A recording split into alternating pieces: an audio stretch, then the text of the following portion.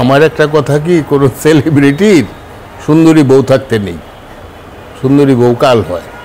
এটা হলো আমার কথা, আপনারা বুঝে নিন। যে সালমান শাহকে হত্যা করা হয়েছে, এই মামলাটা যেন রমনা থানায় নেওয়া হয়, সে আত্মহত্যা করেন। সেই হিসেবে আমরা দেখেছি আপনি বেশ কিছু চলচ্চিত্রে অভিনয় করেছেন সালমানের সাথে, যদি আপনার অনেক জুনিয়র, সে একটু যদি বলতেন আমাদেরকে এই রায়টা নিয়ে কী বলবেন, আপনি একজন প্রবীণ অভিনেতা। সুপ্রিয় দর্শক, আপনাদেরকে অসংখ্য অসংখ্য ধন্যবাদ।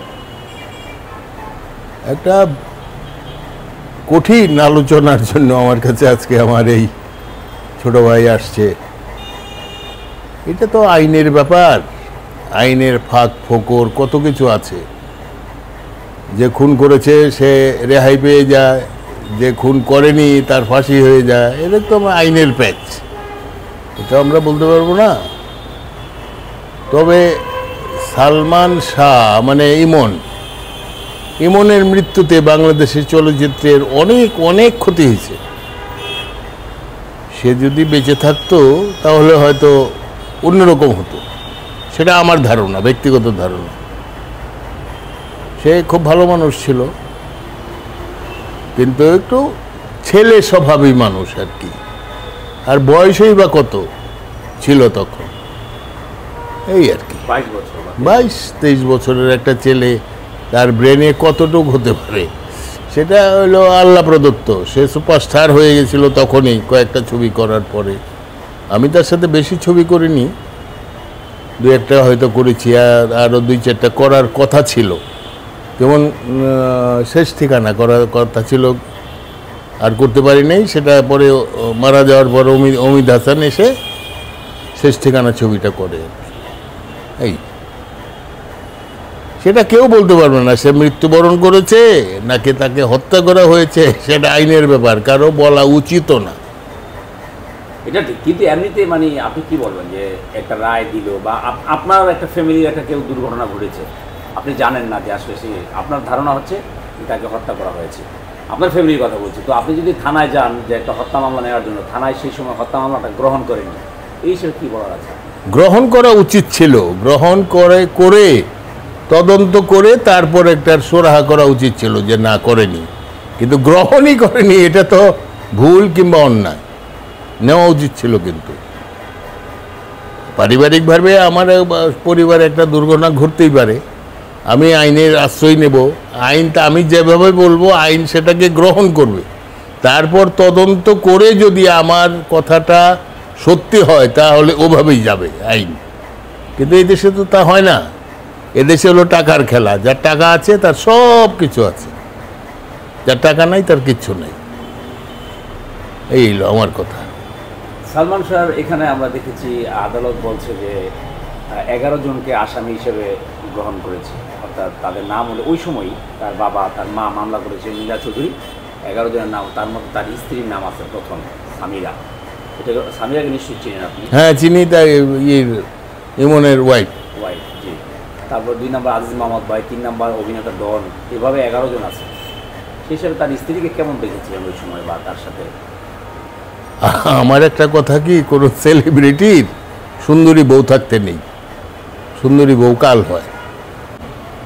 এখন আমার কথা হলো আইন তার নিজস্ব গতিতে চলবে, না চলে এটা প্রভাবিত হয়েছে আর কি, মনে হয়, আমার মনে হয়। এটা আমার ব্যক্তিগত ধারণা, আপনাদের কি ধারণা সেটা আপনারা বলতে পারবেন। এদেশে আইনের চেয়ে টাকার দাম বেশি। কিন্তু এই পর্যন্ত প্রায় 29 বছর হয়ে গেল মারা গেছে, কিন্তু তার এখনো কোনো উদ্ঘাট হয় না এই রহস্যটা। এই তো বললাম যে ভাই, টাকার কাছে আমরা সবাই হেরে যাই। টাকা ইজ দ্য সুপ্রিম পাওয়ার আমাদের দেশে। আপনার সাথে নিশ্চয়ই স্নেহ ছবিটা আছে? হ্যাঁ, একটা ছবি গাজী ভাইয়ের, গাজী মাজহারুল আনোয়ারের। জি জি জি। সালমানের সাথে একটু স্মৃতি মনে পড়ে, আমরা দেখেছি আপনি আইনজীবী ছিলেন, একটা বিজ্ঞ আইনজীবী হচ্ছে। স্মৃতি আছে, একদিন শুটিং, সালমান মেকআপ রুমে বসে আছে, আমি ঢুকছি, ঢোকার পর সালমান শাহ দাঁড়িয়ে গেছে। আমি তাকে আর ওই চেয়ারটাতে বসাতেই পারলাম না, সে মেকআপ রুম থেকে আস্তে করে বের হয়ে গেল আমাকে বসার জায়গা দিয়ে। সালমান এমনি খুব ভালো ছিল, মানে সিনিয়রদের সম্মান করত। তারপর কী জন্য যেন কী হয়ে গেছে, আমার মনে হয় খুব তাড়াতাড়ি সুপারস্টার হওয়ার জন্যই কি না কি কি জানি, আমি তা বলতে পারবো এই। এমনি এমনি এমনি মানুষ কেমন ছিল, রাগী ছিল না? না না, এমনি মানুষ হিসাবে খুব ভালো ছিল, প্রেমিক পুরুষ যাকে বলো এরকম ছিল সে। সালমান, হ্যাঁ হ্যাঁ, সুন্দর মানুষ ছিল। আপনার স্নেহ ছবিটা কেমন চলছে? চলছে মানে রিস্ক কভার আর কি, চলছে ভালো। দেখেছি আইনজীবী ছিলেন আপনি। হ্যাঁ হ্যাঁ, সালমানের বিপক্ষে, অর্থাৎ ইমনের বিপক্ষের আইনজীবী। আসামির বিপক্ষে। হ্যাঁ, আচ্ছা। আর ছবি করা হয়নি না? স্বপ্নের শেষ ঠিকানায় কি কোনো? না, শেষ ঠিকানা না না, শুটিং হওয়ার কথা ছিল, ডেট হয়েছিল, তার আগেই তো মারা গেল। হ্যাঁ, খুব ভালো গল্প ছিল শেষ ঠিকানা। ছবিটা ভালো, পরে অমিত হাসান করার পরও ছবিটা সুপার হিট হয়েছে। ওই সময় ভালো চলছে। হ্যাঁ হ্যাঁ, ভালো চলছে। ওই পরবর্তীতে আপনি অভিনয় করছিলেন সালমান মারা যাওয়ার পরে শেষ ঠিকানায়? হ্যাঁ হ্যাঁ, আমি ছিলাম মূল চরিত্রে বোধহয় ওইটা। হ্যাঁ, আমি ছিলাম। রাজীব সাহেব ছিল। হ্যাঁ, আমি ছিলাম। শাহ আলম কিরণ ছিল ডিরেক্টর। হ্যাঁ, শাহ আলম কিরণ নির্মাতা। জি, আচ্ছা। কি বলবেন সর্বশেষ সালমানের? কি আর বলার, আল্লাহ যাকে নিয়ে গেছে আল্লাহ তাকে জান্নাত নসিব করুক। এরকম যেন আর কোনো সেলিব্রিটির না হয়, এটাই আল্লাহর কাছে দোয়া করি। তাকে জান্নাতবাসী করুক আল্লাহ, উত্তম স্থান অধিকারী হোক, এই দোয়াই করি। তাছাড়া আর কি। 96 সালে নিশ্চয়ই শুনেছিলেন যখন সে মারা যায়? হ্যাঁ, গিয়েছিলেন? না, আমি যেতে পারিনি, আমি ইতে ছিলাম, কক্সবাজার ছিলাম শুটিংয়ে। হ্যাঁ, যেতে পারিনি। আর যেতে পারিনি। এখনও তো ওই মামলার কোনো হয় না, আপিলের পর আপিল মানে চলছে, এখন কি হয় শেষ পর্যন্ত কিছু বলা যায়। কিন্তু আপনি কি চান আসলে? আমি চাই সুষ্ঠু তদন্ত, সুষ্ঠু বিচার। কিন্তু এই দেশে হবে কি না সেটা আল্লাহ ছাড়া কেউ জানে না। এখানে তো টাকার খেলা, যার টাকা আছে সেই বৃহৎ লোক, বাকি আল্লাহর হাতে। যিনি বলছিলেন লাস্ট কোশ্চেন যে আপনার সেলিব্রিটিদের সুন্দরী বউ থাকা উচিত না, এটা কেন বলছিলেন? এটা বলছি এই কারণে,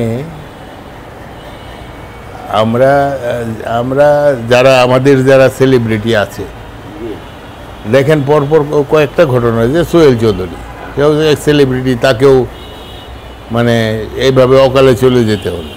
তারপরে ইমনের কথা, মানে আমাদের সালমান শাহ, সেও চলে গেল। তার এইগুলি সব হলো স্ত্রীজনিত কারণে। তো মৃত্যুর কারণ হলো একমাত্র আমার যা মনে হয় স্ত্রীজনিত কারণে। আপনার ওপিনিয়ন বা অভিমত? হ্যাঁ, আমার ব্যক্তিগত অভিমত। আর যদি সোহেল চৌধুরীর বৌদিতি না হইতো তাইলে সে মারা যেত না, আর আজ মানে বড় একজন লোকের নজরও পড়তো না। এইরকম এইসব কথা যত বাড়াবেন ততই বাড়বে, কি দরকার? মানে এটা আপনার ধারণা? হ্যাঁ, নিয়তির হাতে ছেড়ে দিন, যা হয় হবে, কিছু করার নাই। আর এদেশের তদন্ত রিপোর্টের পর কি হবে এইগুলা আস্থা রাখা উচিত নয়। কোটি কোটি টাকা, কোটি কোটি ডলার ধ্বংস হয়ে গেছে, করার নাই কিছু। আমরা তো সাধারণ মানুষ। হ্যাঁ, আমরা সাধারণ মানুষ, সাধারণভাবে এই দিন চলে যাবে আমাদের, এইভাবেই, কোনো সাথে বাঁচে যাওয়া উচিত না। আমি সবশেষ একটা কথা বলতে চাই আমার দর্শকদের, আপনারা আমার জন্য একটু দোয়া করবেন, কারণ আমি একটু অসুস্থ, আমার একটা চোখের রেটিনা প্রবলেম, রেটিনা। হ্যাঁ, আর একটু নিউরোপ্যাথির সমস্যা আছে। আপনারা আমার জন্য দোয়া করবেন, আমি যেন সুস্থ হয়ে আপনাদের মনোরঞ্জন করতে পারি। দোয়া করবেন। আসসালামু আলাইকুম। আমরাও আপনার সুস্থতা কামনা করি, আল্লাহ আপনাকে নেক হায়াত দান করুন।